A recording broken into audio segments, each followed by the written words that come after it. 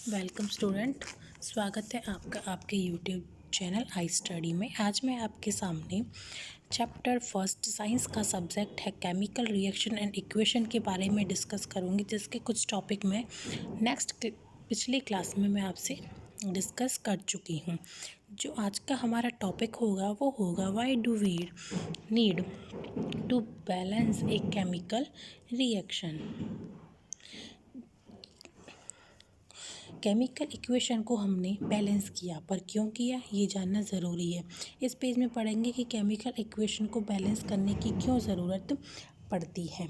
First आ जाएगा आपका law of conservation of mass, जो कि आप law of conservation of mass को 9th क्लास में पढ़ चुके होंगे। इसका क्या मतलब है? Matter can neither be create nor destroy in a chemical reaction. ये क्या कहता है? मैटर जो होता है वो ना पैदा किया जा सकता है और ना ही डिस्ट्रॉय किया जा सकता है केमिकल रिएक्शन के द्वारा। So next is, so number of element involved in chemical reaction should remain same at reactant and product side। जो नंबर होते हैं एलिमेंट्स के केमिकल रिएक्शन में वो सेम होते हैं रिएक्टेंट में एंड प्रोडक्ट साइड, दोनों साइड वो हमारे जो एलिमेंट्स होते हैं वो सेम होते हैं। नेक्स्ट है आपका topic chemical reaction and equation के types. How many types of chemical reaction? Chemical reaction के कई टाइप्स होते हैं। सबसे पहला हमारा आ जाएगा combination reaction, the reaction in which two और more reactant combine to form a single product. ये रिएक्शन ऐसा होता है जो दो या दो से ज़्यादा रिएक्टेंट मिलकर एक सिंगल प्रोडक्ट बनाएगा। इसकी इक्वेशन किस फॉर्म में होगी आप वो देख लीजिए। ए प्लस बी, रिएक्शन करने के बाद हमें मिलेगा ए बी। जैसे कि फर्स्ट आपका एग्जांपल हो जाएगा बर्निंग ऑफ कोल, ठीक है। C carbon plus O2, carbon dioxide ये हमारी गैस प्रोड्यूस करेगा। फॉर्मेशन ऑफ वाटर, वाटर को कैसे फॉर्म करेगा? H2 प्लस O2 हमारी गैस हो जाएगी एंड हाइड्रोजन भी हमारी गैस हो जाएगी, तो H2O लिक्विड में हमें फॉर्म करेगा जो कि हमारा वाटर होगा। नेक्स्ट आपका टॉपिक आ जाएगा डिकम्पोजिशन रिएक्शन, जो कि इसका सेकंड टाइप है वो है डिकम्पोजिशन रिएक्शन।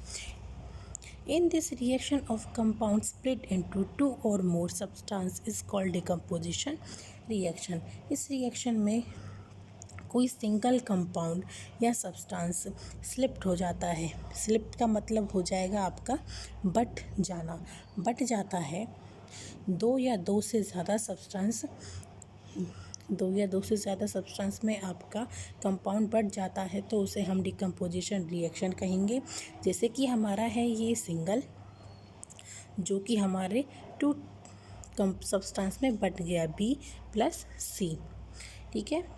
डिकम्पोजिशन रिएक्शन के भी कुछ टाइप होते हैं। फर्स्ट है thermal decomposition, electrolyte composition and photolysis composition. So इसका सबसे पहला टाइप हम देख लेते हैं थर्मल डिकम्पोजिशन। थर्मल डिकम्पोजिशन क्या होता है? When decomposition is carried out by heating, जो डिकम्पोजिशन ऐसा डिकम्पोजिशन जो हीट के द्वारा कैरी किया जाता है, ठीक है, जिसमें हीट के द्वारा हमारा रिएक्शन बनता है, मतलब प्रोडक्ट हमारा बनता है। CaCO3 मतलब कैल्शियम कार्बोनेट कैल्शियम कार्बोनेट को जब हम हीट करेंगे तो हमें मिलेगा CaO calcium oxide and CO2 carbon dioxide, gas हमें प्रोड्यूस होगी। सेकंड पॉइंट है हमारा इलेक्ट्रोलाइटिक डिकम्पोजिशन।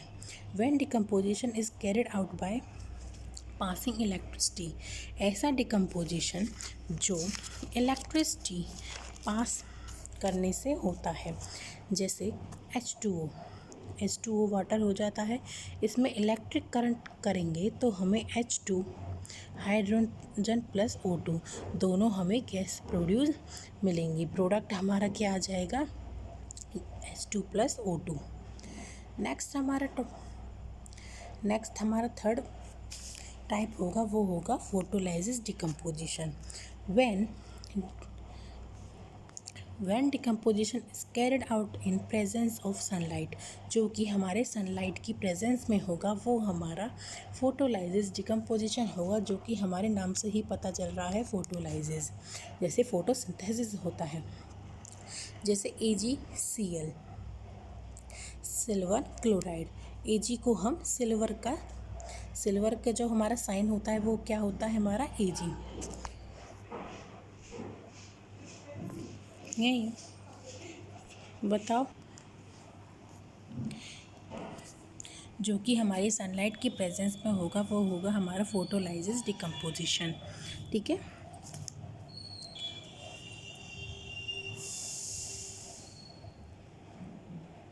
जो हमारी रिएक्शन होती है, ये वाली रिएक्शन है हमारी, वो ब्लैक एंड वाइट फोटोग्राफी के लिए यूज़ की जाती है। ठीक है, नेक्स्ट टॉपिक है हमारा डिस्प्लेसमेंट रिएक्शन। डिस्प्लेसमेंट रिएक्शन क्या होता है? The reaction in which more reactive element displace less reactive element from its solution. इसका क्या होगा? इसमें ज़्यादा रिएक्टिव एलिमेंट, मतलब इसमें मोर रिएक्टिव एलिमेंट कम रिएक्टिव एलिमेंट को डिस्प्लेस कर देता है उसी के सॉल्यूशन में से। जैसे कि Fe का क्या हो जाएगा? आयरन। CuSO4 कॉपर सल्फेट, जब रिएक्शन करेंगे तो Fe के कॉपर के साथ हमारा जो लेस रिएक्टिव एलिमेंट है, इस एलिमेंट्स में से SO4 मतलब सल्फेट को आयरन अपने साथ ले लेगा और CO अकेला रह जाएगा। प्रोडक्ट हमारा ये बन के आएगा। ठीक है, ये जो हमारा डायग्राम है इसको अगर आप अच्छे से देख लेंगे तो ये आपके एग्ज़ाम में आता है, जो कि बहुत ही ज़रूरी होता है।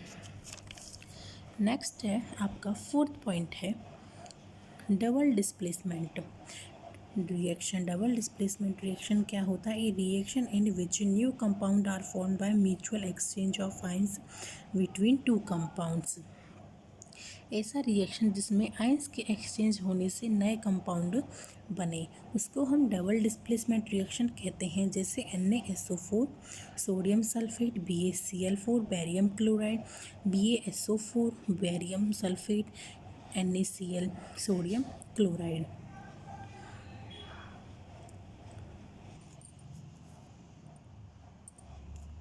इसमें जो हुआ है वो आयंस का एक्सचेंज हुआ है। नेक्स्ट टॉपिक आपका जो आएगा प्रेसिपिटेट। ये क्या होता है? It is an insoluble solid that emerge from a liquid solution. ये एक इनसॉल्युबल लिक्विड सॉलिड होता है जो केमिकल रिएक्शन के दौरान लिक्विड में बनता है, उसी को कहा जाता है प्रेसिपिटेट। नेक्स्ट है आपका oxidation and reaction. 5th point आपका क्या हो जाएगा? Oxidation and reaction. ऑक्सीडेशन क्या होता है? The addition of oxygen to substance, जिसमें जिस सब्सटेंस में ऑक्सीजन का एडिशन होता है, और the removal of hydrogen from a substance, और जिस सब्सटेंस में से हाइड्रोजन का रिमूवल होता है, हटाया जाता है। ऐसा ही रिडक्शन इसका अपोजिट हो जाएगा बिल्कुल। रिडक्शन क्या होता है? The addition of hydrogen to substance, जिस सब्सटेंस में हाइड्रोजन को ऐड किया जाता है। द रिमूवल ऑफ ऑक्सीजन, जिसमें ऑक्सीजन को रिमूव किया जाता है। जैसे कि एग्जांपल देखिए, Cu+O2 रिएक्शन बन करने के बाद क्या आ जाएगा? COO। Copper plus O2, copper को जब हमने इसमें से ऑक्सीजन को ऐड किया, ऑक्सीडेशन का एग्जांपल, ऑक्सीजन को जब ऐड किया तो COO। इसमें ही नेक्स्ट आपका क्या टॉपिक आ जाएगा? Affect of oxygen in daily life.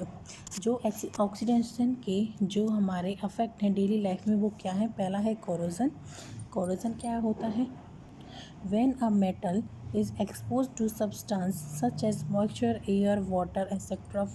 for some time, कोई metal moisture, air, water, acid etcetera के संपर्क में आता है कुछ समय पर, a layer of oxide is form which weakens the metal, hence metal said to be corrode.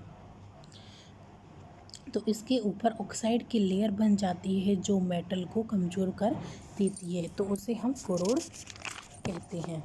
जैसे इसका एग्जांपल है रस्टिंग ऑफ आयरन, जंग लगना, आयरन पर जंग लगना।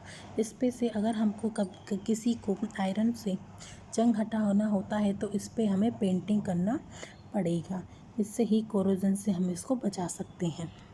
नेक्स्ट है रेंसिडिटी।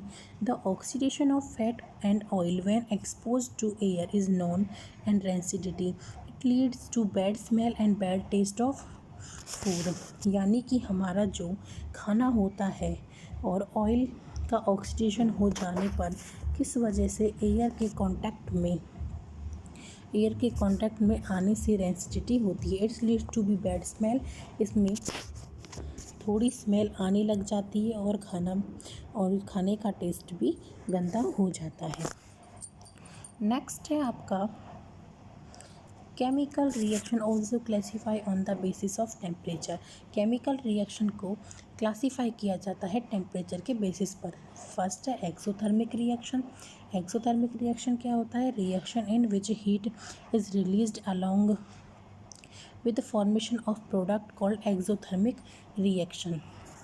इसमें एक्सोथर्मिक में क्या है? ऐसा रिएक्शन जिसमें प्रोडक्ट बनने के साथ साथ हीट रिलीज या टेम्परेचर रिलीज हो, उसे हम एक्सोथर्मिक रिएक्शन कहते हैं।